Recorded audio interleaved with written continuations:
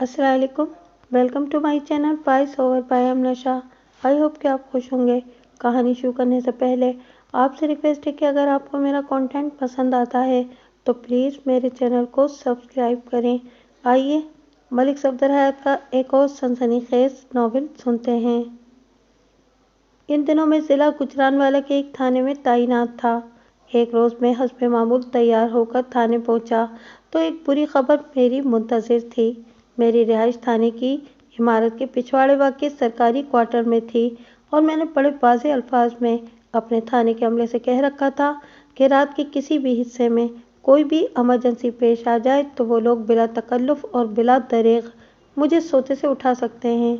पता नहीं इस मामले में उन्होंने मुझे ज़हमत देने की ज़रूरत क्यों नहीं महसूस की थी।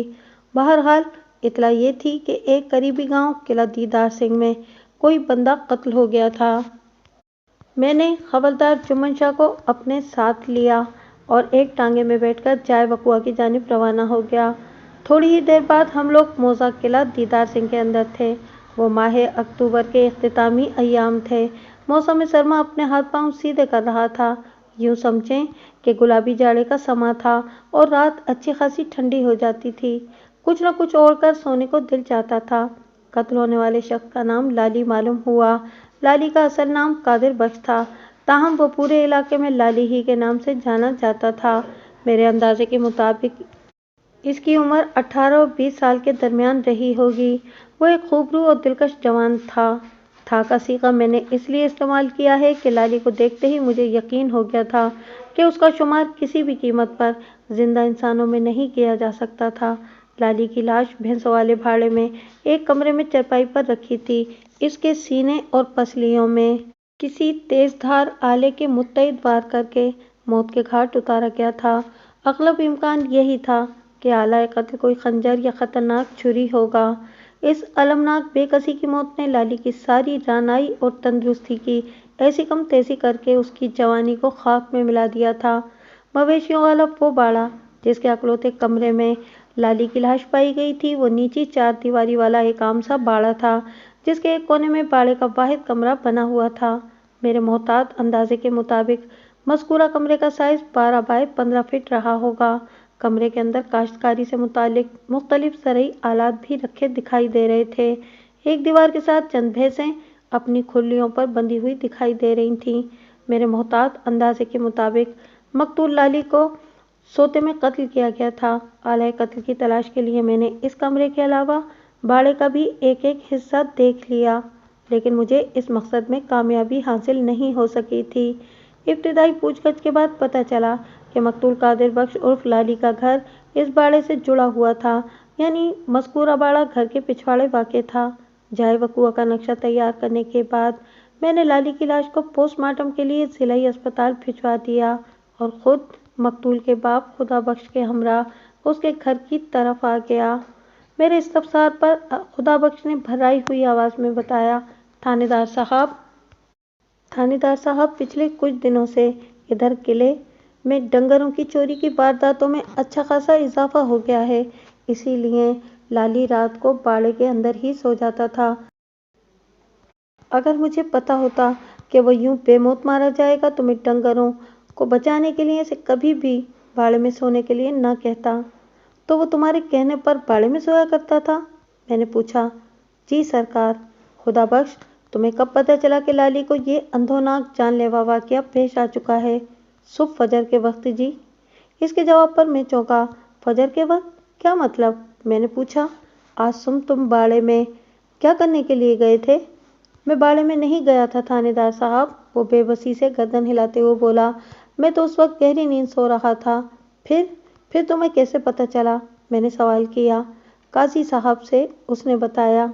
ये काजी साहब कौन हैं? काजी साहब का नाम काजी कबीर है जनाब, उसने वजाहत करते हुए कहा। इसी इलाके में रहते हैं, बहुत ही नेक और परहेजगार आदमी हैं। हमारे इलाके की मस्जिद में अजान भी काजी साहब ही देते हैं। लम्हाती तवक्कुफ करके उसने एक बोझल सांस खारिज की, फिर बात मुकम्मल करते हुए बोला। काजी साहब ने मस्जिद की तरफ जाते हुए मुझे सोते से जगाकर इस वाक़ये के बारे में बताया था। खुदा बख्श की बात आसानी से मुझे हजम न हुई तो मैंने पूछ लिया, काजी कबीर को कैसे पता चला کہ باڑے میں کمرے کے اندر سوئے ہوئے لالی کو کسی نے قتل کر دیا ہے؟ قاضی صاحب نے مجھے لالی کے قتل کے بارے میں نہیں بتایا تھا۔ پھر؟ میں نے سوالیہ انداز میں اس کی طرف دیکھا۔ انہوں نے باڑے کے اندر سے کسی چھوٹے قد کے بندے کو نکلتے ہوئے دیکھا تھا۔ خدا بخش وضاحت کرتے ہوئے بولا، آپ نے دیکھا ہے؟ میرے لالی کا قد اونچا ہے۔ قاضی صاحب اس ٹھگنے آدمی کو باڑے سے نکلتے دیکھ کر حیران ہوئے اور انہوں نے اسے آواز دے کر روکنے کی کوشش کی، مگر وہ کسی چھلاوے کی طرح تاریکی میں غائب ہو گیا۔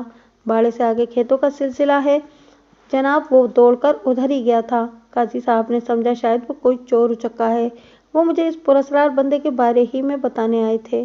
انہوں نے مجھے جگا کر کہا تھا کہ مجھے فوری طور پر باڑے کا جائزہ لے کر اس بات کی تسلی کر لینا چاہیے کہ اندر مال مویشی پورے ہیں یا نہیں۔ تو تم نے قاضی کبیر کے کہنے پر باڑے کا جائزہ لیا تھا؟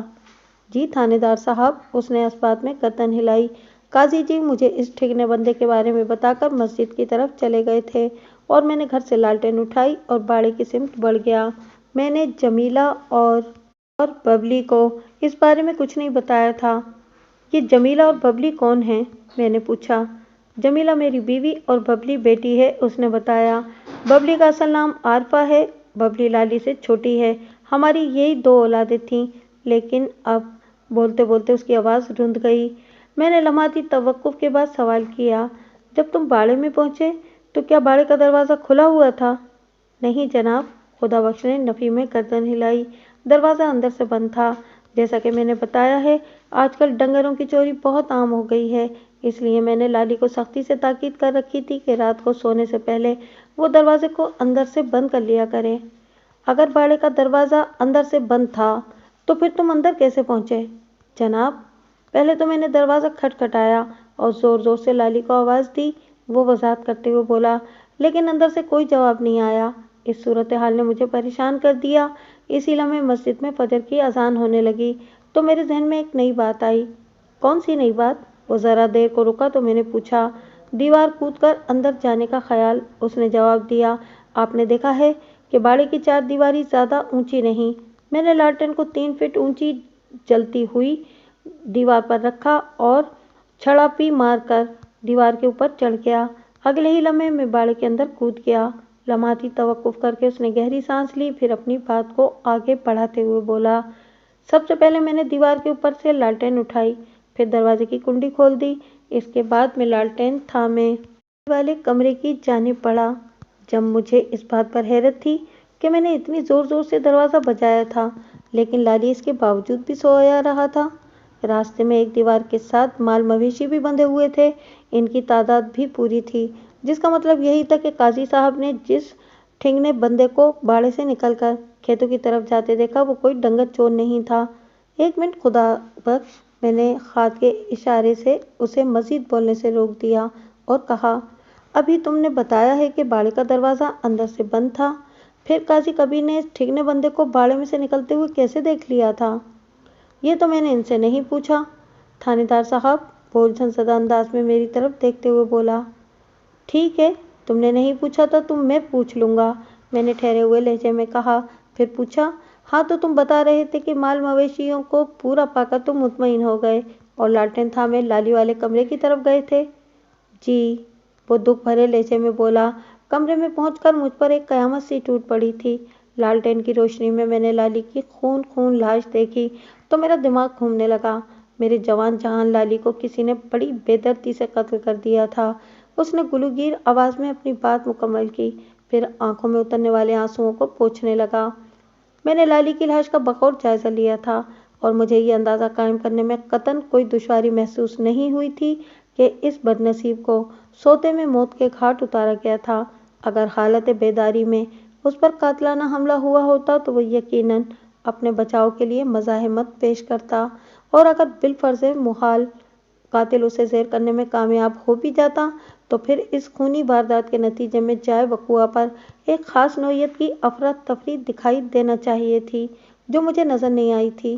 خدا بخش نے اپنے مال مویشی کو باڑے میں پورا اور صحیح سلامت پایا تھا۔ اس بات سے یہ بھی ثابت ہوا کہ لالی کا قاتل ہرگز کوئی ڈنگر چور نہیں تھا۔ خدا بخش آنسو صاف کر چکا تو میں نے پوچھا، لالی کی کسی سے دشمنی وغیرہ بھی تھی؟ نہ جی، اس نے نفی میں گردن ہلائی۔ लाली अपने काम से काम रखने वाला बच्चा था जनाब। आज तक किसी से उसका मामूली सा झगड़ा भी नहीं हुआ था। खुदा बख्श, मैंने उसकी आंखों में देखते हुए हमदर्दी भरे लहजे में कहा, मुझे लाली की अंधोनाक मौत का गहरा दुख है। मैं तुम्हारे बेटे को तो वापस नहीं ला सकता, अलबत्ता ये मेरा तुमसे वादा है कि लाली के कातिल को जल्द से जल्द गिरफ्तार करके करारे वाकई सजा दिलवाऊंगा। लेकिन मैंने सांस संभार करने के लिए ज़रा तवक्कुफ किया तो उसने पूछा, लेकिन क्या? लेकिन ये कि इस काम के लिए मुझे तुम्हारे भरपूर ताउन की ज़रूरत होगी। मैं क्यों नहीं ताउन करूंगा जनाब, वो उलझनज़दा नज़र से मुझे देखते हुए बोला। मेरा जवान बेटा कत्ल हुआ है, मैं तो यही चाहता हूँ कि उसके कातिल को इबरतनाक सज़ा मिले। तो फिर तुम्हें बताना होगा कि लाली से किसकी अदावत थी। मैंने एक एक लफ्ज़ पर जोर देते हुए कहा, यह काम किसी दोस्त का तो हो नहीं सकता। वो मुझे बड़ी मुश्किल में नजर आया। लम्हाती तवक्कुफ के बाद उसने बेबसी से कहा, थानेदार साहब, आप चाहें तो मुझसे बड़ी से बड़ी कसम ले लें, मगर ये हकीकत है कि मैं लाली के कातिल के बारे में कुछ नहीं जानता। ठीक है, मैंने उसे परेशान करना मुनासिब न समझा और दोस्ताना अंदाज में कहा, क्या तुम लोगों ने लाली की शादी कर दी थी? नहीं जी, उसने नफी में गर्दन हिलाई। शादी का प्रोग्राम अगले साल था, अभी सिर्फ हमने उसकी मंगनी कर रखी थी। मैंने खास जाविये से सवाल किया, क्या लाली की मंगेतर का ताल्लुक भी किला दीदार सिंह ही से है? नहीं जनाब, वो महल्ला गोंदा लाला वाला में रहती है, उसने जवाब दिया।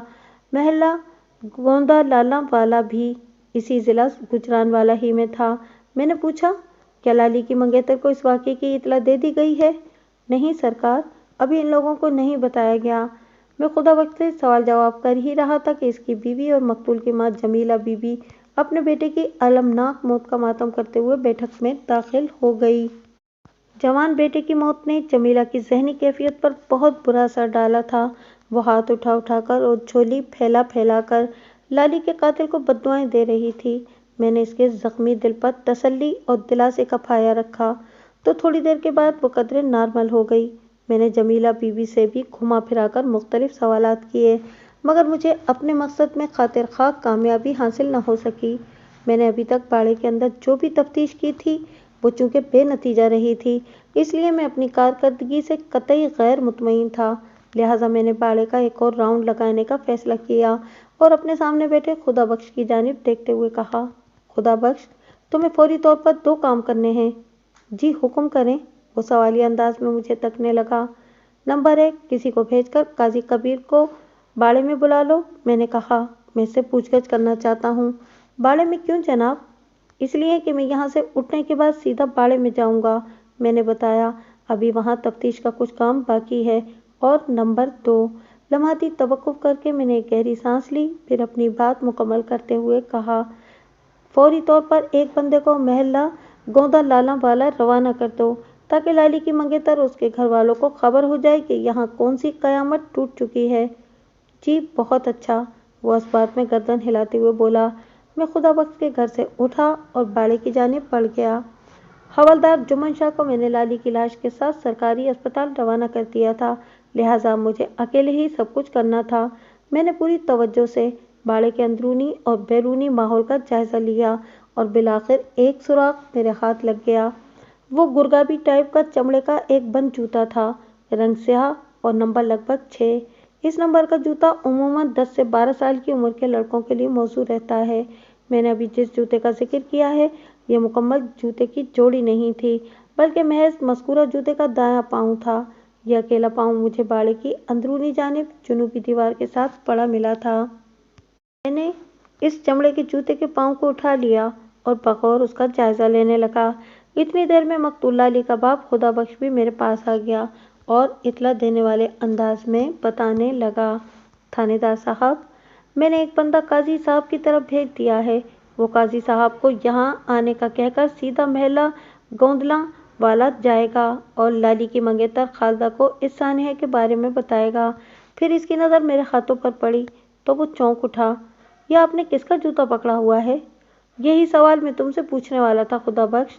मैं क्या बताऊं जी? वो उलझनज़दा नज़र से कभी मुझे और कभी इस जूते के पाँव को तकने लगा। मुझे तो ये किसी 10-12 साल के लड़के का जूता लगता है। मुझे भी ऐसा ही लग रहा है खुदा बख्श, मैंने ठहरे हुए अंदाज में कहा। ये जूते का पाँव मुझे तुम्हारे बाड़े की जुनूबी दीवार के पास पड़ा हुआ मिला है, इसलिए तुम ही बताओगे कि ये किसका जूता हो सकता है। क्या वाकई आपको ये जूता बाड़े के अंदर से मिला है? वो बेयकीनी से मुझे तकने लगा। तो क्या मैं तुमसे गलत बयानी कर रहा हूँ? खुदा बख्श, मैंने कदरे सख्त लहजे में कहा। जूते का ये पाँव तुम्हारे बाड़े के अंदर जुनूबी दीवार के साथ पड़ा हुआ था। आप गलत बयानी नहीं कर रहे होंगे सरकार, वो जल्दी से नफी में गर्दन हिलाते हुए बोला। दरअसल मेरे घर में इस उम्र का कोई लड़का नहीं है, इसलिए मुझे बहुत हैरानी हो रही है। मगर मैंने अचानक जुमला अधूरा छोड़ा तो मैं पूछे बिना न रह सका। मगर क्या खुदा बख्श? वो काजी साहब ने बताया था कि उन्होंने, वो ठहर ठहर कर वजाहत करते हुए बोला कि उन्होंने किसी छोटे कद के आदमी को बाड़े से निकलकर खेतों की तरफ जाते देखा था। हो सकता है कि ये जूता उसी का हो। हाँ, ये हो सकता है, मैंने ताइदी अंदाज में गर्दन हिला दी। फिर पूछा, क्या यहाँ बाड़े में बच्चों और लड़कों वगैरह का भी आना जाना लगा रहता है? नहीं जनाब, ऐसी तो कोई बात नहीं, वो मेरी बात की तह में उतरते हुए बोला। ये बाड़ा है, कोई खेल कूद का मैदान नहीं। ठीक है, मैंने एक फौरी ख्याल के तहत कहा, मैं खुद पता लगा लेता हूँ कि ये जूता किस लड़के का है। तुम किला दीदार सिंह से ताल्लुक़ रखने वाले 3-4 बच्चों को मेरे पास ले आओ। वो ऐसे बच्चे होना चाहिए जिनकी उम्र 10 और 15 साल के दरमियान हो। अच्छा जी, मैं अभी बच्चों को बुलाता हूँ, वो इस बात में गर्दन हिलाते हुए बोला। बात ख़त्म करते ही वो बाड़े से बाहर निकल गया। मैं खोजी नज़र से एक बार फिर मज़कूरा जूते के दाएं पाँव का जायज़ा लेने लगा। वो जूता ना तो नया निकोर था और न ही इसे घिसा पिटा कहा जा सकता था। वो कम से कम 6 माह और ज़्यादा से ज़्यादा 1 साल का इस्तेमाल शुदा था। मैं जूते के मुआयने में मसरूफ़ ही था कि खुदा बख्श निस्फ दर्जन से ज़्यादा बच्चों को घेर कर बाड़े में ले आया। इनमें हर उम्र और कद काट के बच्चे शामिल थे। मैंने वो जूता सबको दिखाने के बाद पूछा, तुम में से ये जूता किसका है? मुझे उम्मीद थी कि इनमें से कोई ना कोई लड़का इस जूते को ज़रूर पहचान लेगा, मगर इस वक्त मुझे सख्त मायूसी हुई जब इन लड़कों ने इस जूते की शनाख्त से इनकार कर दिया। वो जूते का दायां पाँव ना तो इनमें से किसी का था और न ही वो इसके बारे में कुछ जानते थे। इस गांव में कितने मोची हैं? मैंने खुदा बख्श से सवाल किया। हमारे छोटे से गांव में सिर्फ एक ही मोची है सरकार, खुदा बख्श ने जवाब दिया। फजलदीन नाम है उसका। ये जिस ज़माने का वाक़या है, उस वक्त किला दीदार सिंह एक छोटा सा गांव ही हुआ करता था। आजकल तो यह अच्छा खासा फैल कर एक कस्बे की शक्ल इख्तियार कर चुका है। मैंने खुदा बख्श की आंखों में देखते हुए तहकमाना अंदाज में कहा, फजलदीन को यहाँ बुला लो। खुदा बख्श ने एक समझदार लड़के को फजलदीन मोची की तरफ रवाना कर दिया। थोड़ी ही देर में काजी कबीर बाड़े में पहुंच गया। काजी कबीर की उम्र 40 और 50 के दरमियान रही होगी। वो एक फरबा बारिश शख्स था। रस्मी अलग सलग के बाद मैंने इससे कहा, काजी जी, मुझे पता चला है कि आज सुबह आपने किसी पस्ता कामत बंदे को बाड़े से निकलकर खेतों की तरफ जाते देखा था। ये तो आपको पता चल गया होगा कि खुदा बख्श के बेटे को किसी ने बड़ी बेदर्दी से पिछली रात कत्ल कर दिया है। जी थानेदार साहब, वो अफसोसनाक अंदाज में गर्दन हिलाते हुए बोला, मुझे बहुत ही दुख है इस वाक़ये का। आपने लगभग कितने बजे इस बंदे को देखा था? वक्त का तो मुझे सही अंदाज़ा नहीं जनाब, उसने बताया। बस ये समझ लें कि मैं फजर की अजान देने मस्जिद की तरफ जा रहा था। इसका मतलब है कि इस वक्त अभी अंधेरा ही था। जी बिल्कुल, उसने इस बात में गर्दन हिलाई। फिर तो आप इस बंदे की शक्ल नहीं देख पाए होंगे। अगर अंधेरा ना भी होता तो शायद मैं इसकी शक्ल ना देख सकता, वो गहरी संजीदगी से बोला, क्योंकि उसने अपने चेहरे पर ढाटा लगा रखा था। ओह, मैं एक गहरी सांस लेकर रह गया। इस दौरान में किला दीदार सिंह के और लोग भी बाड़े में जमा हो चुके थे। खुदा बख्श ने अपने घर से 1-2 चारपाइयाँ लाकर बाड़े में बिछा दी थीं। वैसे भी ये इंसानी नफ्सियात है कि जिस इलाके में पुलिस आए, लोग सुनगुन लेने के लिए वहाँ इकट्ठा हो जाते हैं, और यहाँ पर तो एक जवान जहान आदमी कत्ल हो गया था। लोगों का इस जानिब मुतवज्जा होना ऐन फितरी अमर था। काजी साहब, मैंने सवालात के सिलसिले को आगे बढ़ाते हुए पूछा, आपने इस ढाटे वाले ठिगने बंदे को रोकने की कोशिश नहीं की थी? मुझे देखकर वो इतनी तेज़ी से भागा था कि मैं अगर चाहता भी तो इसका पीछा नहीं कर सकता था। मुझ में इतनी फुर्ती नहीं है, वो अपने डील डोल पर एक खिप्पत आमेज़ निगाह डालते हुए बोला। वैसे मैंने इसे आवाज़ देकर रोकने को कहा था, मगर वो रुका नहीं। गोली की रफ्तार से वो खेतों की तरफ चला गया था। क्या वो नंगे पाँव था? मैंने अचानक पूछ लिया। पता नहीं जनाब, वो अजीब से अंदाज में मुझे तकने लगा। आपने इसे बाड़े के अंदर से निकलकर बाहर आते देखा था या वो बाड़े की दीवार फलांग कर बाहर आया था? मैंने काजी कबीर की आंखों में देखते हुए पूछा। खुदा बख्श ने मुझे बताया है कि जब वो आपकी इत्तला पर बाड़े की जानिब गया तो बाड़े का दरवाज़ा अंदर से बंद था।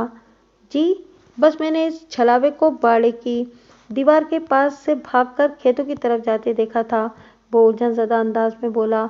अगर बाड़े का दरवाज़ा वाकई बंद था तो फिर वो दीवार कूदकर ही बाहर निकला होगा, और ये भी हो सकता है कि वो पुरस्कार बंदा बाड़े से निकला ही ना हो। मैंने एक मजबूत इम्कान की तरफ इशारा करते हुए कहा। यह भी मुमकिन है कि वो बाड़े के पास किसी बुरी नीयत से चकरा रहा हो और आपको देखकर वहां से फरार हो गया हो। आपने उसे अपनी आंखों से तो बाड़े से निकलते हुए नहीं देखा ना? जी हाँ, ये भी हो सकता है, वो ताइदी अंदाज में गर्दन हिलाते हुए बोला। मुझे जितना इल्म था वो मैंने आपको बता दिया, इसके अलावा मुझे और कुछ पता नहीं जनाब। जी हाँ, ये भी हो सकता है, वो ताइदी अंदाज में गर्दन हिलाते हुए बोला। मुझे जितना इल्म था वो मैंने आपको बता दिया, इसके अलावा मुझे और कुछ पता नहीं जनाब। मैंने मज़ीद 2-4 सवालात के बाद काजी कबीर को फारिग कर दिया। फिर वहाँ पर मौजूद दीगर अफराद को जूते का वो पाँव दिखाया जो मुझे बाड़े के अंदरूनी हिस्से में जुनूबी दीवार के साथ पड़ा मिला था। सब ने बारी बारी गौर से जूते को देखा और नफ़ी में गर्दन हिलाते हुए इससे अपनी नावाकफियत का ऐलान कर दिया। मैं मज़ीद तफ्तीश के लिए बाड़े से बाहर निकल आया। काजी कबीर, खुदा बख्श के अलावा दूसरे लोग भी मेरी तकलीद में बाहर आ गए। मैंने काजी कबीर से पूछा, काजी साहब, आपने किस मकाम से इस बंदे को भागकर खेतों की जानिब जाते देखा था? वो बाड़े की एक दीवार की तरफ इशारा करते हुए बताने लगा। जनाब, जब मेरी इस बंदे पर नज़र पड़ी तो वो वहाँ दिखाई दिया था और मुझे देखते ही वो तेज़ी से खेतों की जानिब रेस हो गया था। काजी कबीर ने इस छलावे के देखने के हवाले से जिस जगह की निशानदही की थी वो मकाम बाड़े की जुनूबी दीवार के नहायत ही करीब था और दीवार की दूसरी जानिब बाड़े के अंदर इसी सिमत से मुझे जूते का वो पाँव मिला था जो इस वक्त एक मुअम्मा बना हुआ था। इन हालात व वाक़यात की रोशनी में कहा जा सकता था कि वो बंदा दीवार फलांकर बाड़े से बाहर आया होगा और इसी दौरान में उसके दाएं पाँव का जूता बाड़े के अंदर गिर गया होगा। ये होगा एक दिलचस्प सवाल को जन्म देता था कि जब वो बंदा बाड़े का दरवाज़ा खोलकर बाहर निकल सकता था तो फिर किन हंगामी हालात में ने उसे दीवार फलांगने पर मजबूर किया। फिर सबसे बड़ी बात यह कि वो ठाटा लगाकर बाड़े के अंदर क्या कर रहा था। अगर वो कोई मवेशी चोर था तो फिर खुदा बख्श के मवेशी बाड़े के अंदर सही सलामत क्यों मौजूद थे? कुछ भी था, लेकिन मेरी निगाह में वो डाटापोश बहुत ज़्यादा अहमियत इख्तियार कर गया था। अगर वो मेरे हत्थे चढ़ जाता तो लाली के कत्ल का मुअम्मा आसानी से हल किया जा सकता था। मैं इस पुरस्कार डाटापोश की तलाश में खेतों की सिमत कदम उठाने लगा। मज़कूरा खेत बाड़े की जनूबी सिमत में तहत देने का फैले हुए थे। दरअसल वो बाड़ा किला दीदार सिंह के आखिरी किनारे पर वाक़ था। इससे चंद गज आगे सरसब्ज खेतों का एक लामतनाही सिलसिला था। काजी कबीर ने ठीक ने डाटापोश को उसी तरफ भागकर जाते देखा था। चंद मिनट में मैं खेतों तक रसाई हासिल करने में कामयाब हो गया। फितरी तजस्सुस मुझे खेतों के अंदर ले गया। खेतों में चावल की तैयार फसल खड़ी थी। मेरी उकाबी निगाह ने जल्द ही वो मकाम तलाश कर लिया जहाँ फसल के साथ कुछ अफरा तफरी नजर आ रही थी। लगता था कि किसी बदमस्त हाथी ने खेतों के इस हिस्से को बुरी तरह रोंद डाला हो। यकीनन वो डाटापोश इसी जानिब से खेतों में दाखिल हुआ होगा। थोड़ा आगे जाने पर मुझे जूते का दूसरा पाँव भी मिल गया।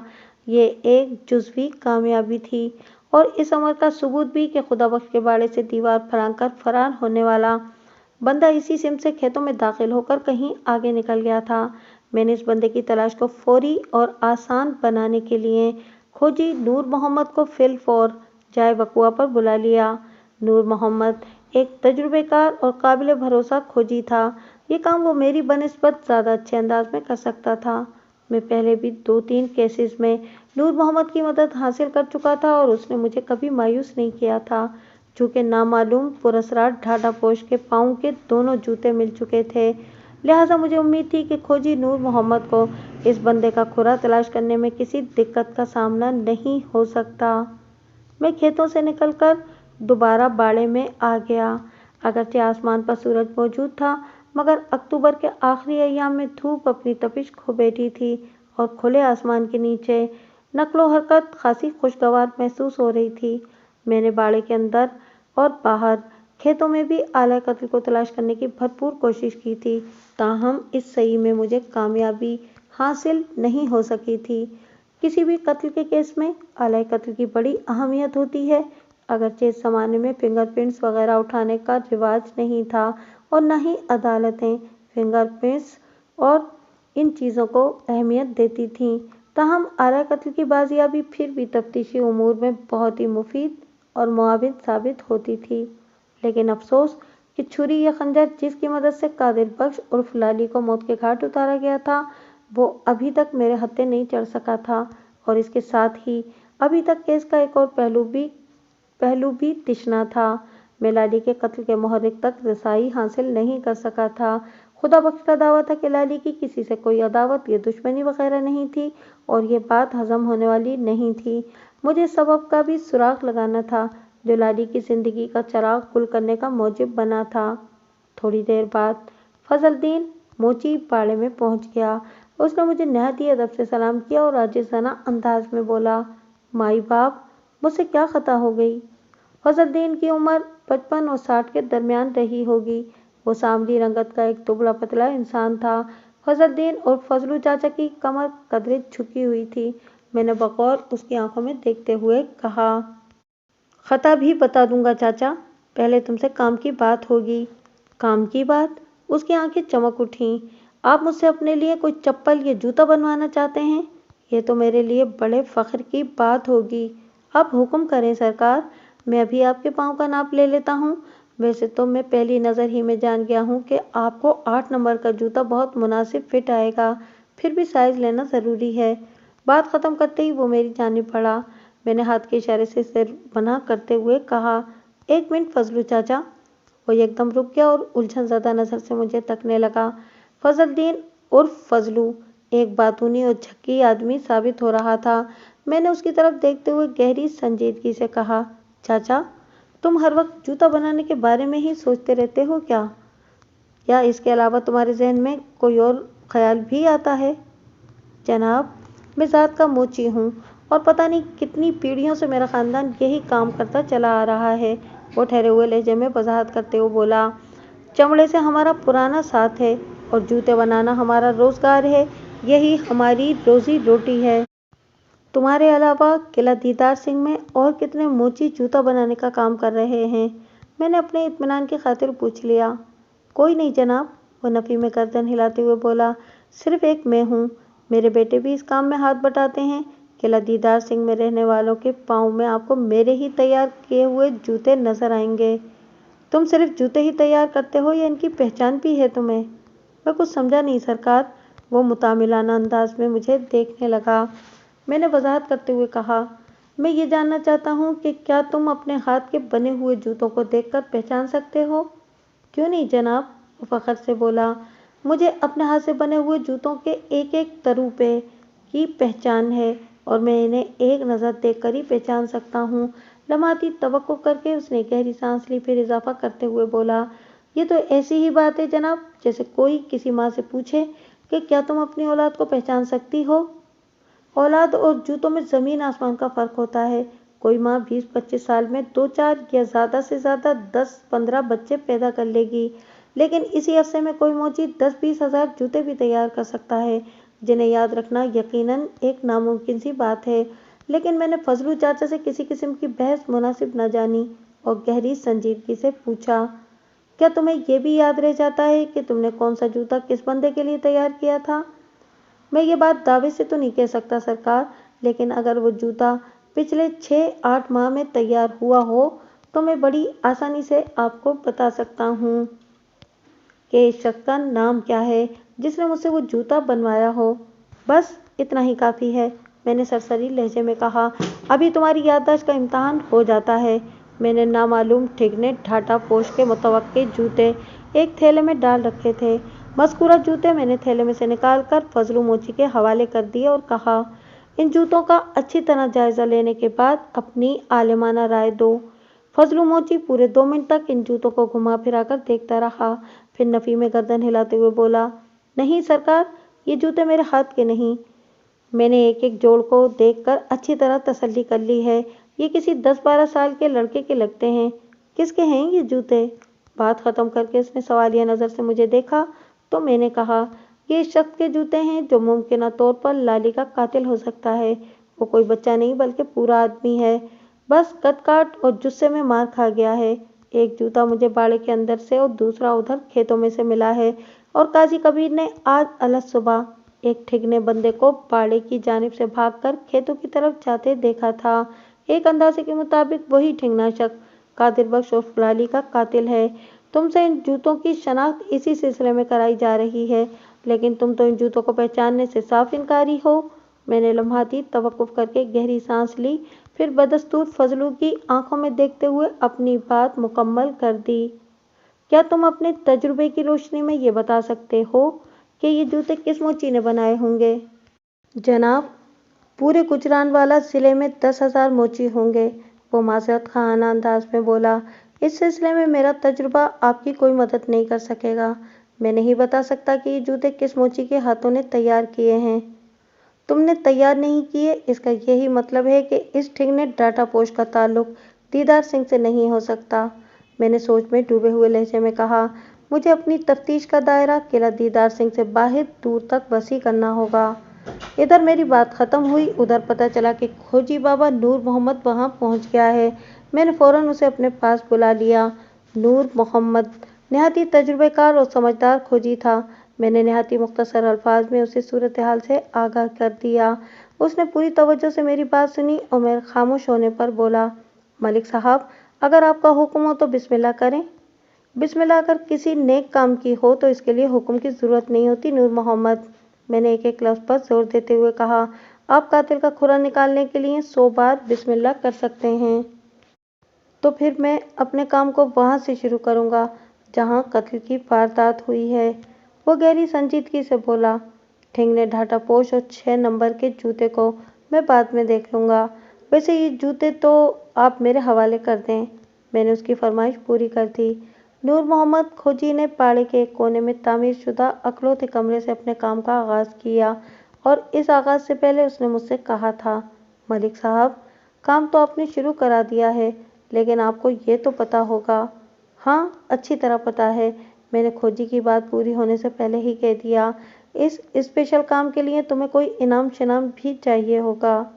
अल्लाह आपका भला करे मलिक साहब, वो मायनाखेज अंदाज में मुस्कुराते हुए बोला, आप बड़े समझदार और ज़हीन पुलिस ऑफिसर हैं। मैंने वजाहत करते हुए कहा, मैं तुम्हें इनाम वगैरह तो ज़रूर दूंगा, मगर इस वक्त जब तुम मुझे कोई खुशखबरी सुनाओगे, ऐसी खुशखबरी जो मुझे लाली के कातिल तक पहुंचा दे। जी ज़रूर ज़रूर। उसने बड़े तवाना अंदाज में सर को अस्बाती जुम्बिश दी और अपने काम में जुट गया। एक मुहावरा बहुत आम है कि तजुर्बा किसी तारुफ का मोहताज नहीं, या तजुर्बा बोलता है। मैं इस मुहावरे की रूह से इत्तफाक करता हूँ क्योंकि मैंने इसे बारहा दुरुस्त पाया है। नूर मोहम्मद के काम का तजुर्बा भी मुझे नज़र आ रहा था। उसने बड़ी महारत और टेक्निक के साथ जूते का इस्तेमाल करते हुए आधे घंटे के अंदर बाड़े वाले कमरे से खेतों तक का सफ़र तय किया और अपनी इस माहिराना कारकर्दगी के नतीजे में उसने एक फतवा सादिर कर दिया था। मलिक साहब, वो मुझसे मुखातिब होते हुए गहरी संजीदगी से बोला, मैंने 2 खुरे तलाश कर लिए हैं। 2 खुरे? मैंने सवालिया नज़र से उसकी तरफ देखा। जी हाँ, वो इस बात में गर्दन हिलाते हुए बोला, दोनों खुरे बाड़े के अंदर से शुरू होकर बाहर आए हैं, लेकिन दोनों में एक ख़ास फ़र्क भी पाया जाता है। कैसा फ़र्क? मैंने दिलचस्पी का इजहार करते हुए पूछा। एक खुरा तो इसी ठिगने बंदे के पाँव का है जिसका जूता आपने मुझे दिया है, वो वजाहत करते हुए बोला। ये बंदा मकतूल वाले कमरे तक गया था, मगर कमरे के अंदर दाखिल नहीं हुआ और वापस पलट गया। बाड़े की जुनूबी दीवार तक उसके दोनों पाँव का खुरा बड़ा वाज़ेह मिलता है। दीवार फलांगने के बाद जब ये बंदा बाहर पहुंचा तो इसके खुरे में भी तब्दीली आ गई। अब यहाँ से खेतों तक एक पाँव का जूते के साथ और दूसरा पाँव का बगैर जूते के खुरा मिलता है।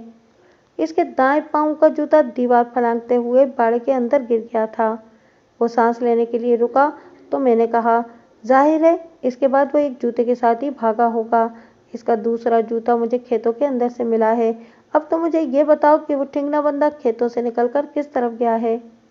سرے-دست میں نے جہاں تک اس کے کھرے پر کام کیا ہے، اس کے مطابق وہ قلعہ دیدار سنگھ سے نکل کر گکھڑ منڈی کی جانب بڑھتا محسوس ہوتا ہے، لیکن کسی حتمی نتیجے پر پہنچنے کے لیے مجھے اس کا یعنی اس کے کھرے کا باقاعدہ تعاقب کرنا پڑے گا۔ تمہیں تعاقب کرنے سے کس نے روکا ہے؟ میں نے اضطراری انداز میں کہا، لیکن کھرے کے پیچھے جانے سے پہلے یہ ضرور بتا دو کہ دوسرا کھرا کیا کہتا ہے؟ دوسرا کھرا؟